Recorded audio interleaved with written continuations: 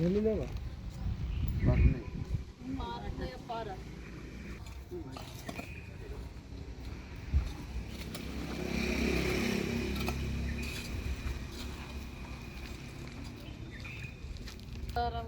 చెట్లు నాటినా నాటుతుంది. ఇప్పుడు 2 years ఎడతారమే లేదు.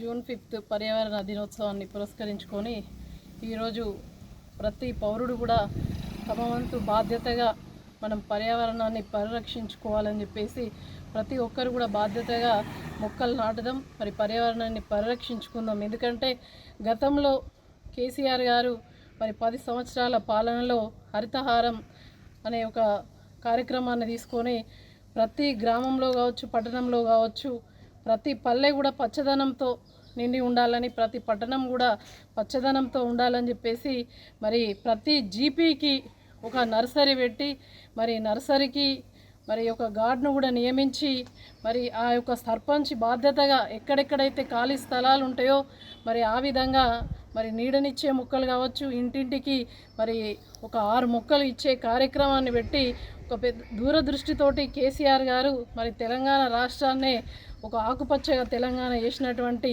హరిత విప్లవకుడు మరి కేసీఆర్ గారు అయితే ఇవాళ ఉన్నటువంటి ప్రభుత్వం కనీసం కేసీఆర్ గారు నాటిన చెట్లకు నీళ్లు పోసే దిక్కులేనటువంటి పరిస్థితిలో ఉన్నారు. వన మహోత్సవాన్ని పేరు మార్చుకున్నారు తప్ప ఎక్కడా కూడా వాళ్ళు చెట్లు పెట్టిన దాఖలు లేదు. ఇది ఏదో కేసీఆర్ గారి కోసం కాదు, మన భవిష్యత్ తరాలు బాగుండాలి, మనం అందరం బాగుండాలని చెప్పేసి ఒక దూరదృష్టితో చేసినటువంటి కార్యక్రమం. కాబట్టి ఇప్పుడున్న ప్రభుత్వం కూడా రాబోయేది వర్షాకాలం, మరి ప్రతి నర్సరీకి ఆనాడు ముందే మరి ఏ ప్లాంట్స్ కావాలని చెప్పేసి మరి అందరితోటి అడిగి తెలుసుకొని మరి నర్సరీలో ప్లాంట్స్ పెంచే అవకాశం ఉంటుండే. కానీ ఇలా నర్సరీలు కూడా మూతపడ్డాయి, నర్సరీలో చెట్లు లేవు, ఊర్లల్లో మరి పచ్చదనం హరించకపోతుంది. కనీసం అప్పుడు పెట్టినటువంటి చెట్లకు నీళ్లు పోయకుండా ఎండిపోయే పరిస్థితి ఉంది. ఆనాడు కేసీఆర్ గారు మరి వర్షాలు సమృద్ధిగా కురవాలన్నా, మరి ఈ యొక్క కాలుష్యం నివారణ కావాలన్నా, మరి ఉష్ణోగ్రతలు ఎండాకాలం వేసవికాలం హై టెంపరేచర్ ఉన్నది అని అంటే దానికి కారణం చెట్లు లేకపోవడం. కాబట్టి ఈ యొక్క వరదలు రావడం ఇటువంటి ముప్పు వాటిల్లుతుంది.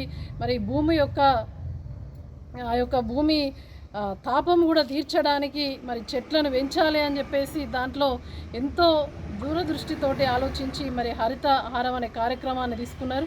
హరితహార కార్యక్రమ స్ఫూర్తితోటి ఇవాళ దాదాపు చైనా బ్రెజిల్ తర్వాత తెలంగాణ రాష్ట్రమే హయ్యెస్ట్గా ఇవాళ మన పచ్చదనం పెంచినటువంటి రాష్ట్రం తెలంగాణ రాష్ట్రంగా మరి పేరుగాంచింది. కేసీఆర్ గారి నాయకత్వంలో దాదాపు 7.5 నుంచి 11% వరకు ఇలా గ్రీనరీ పెంచి మరి అటవీ సంపదను కాపాడి మరి పచ్చదనాన్ని పెంచినటువంటి నాయకుడు మరి కేసీఆర్ గారు, హరిత విప్లవకుడు.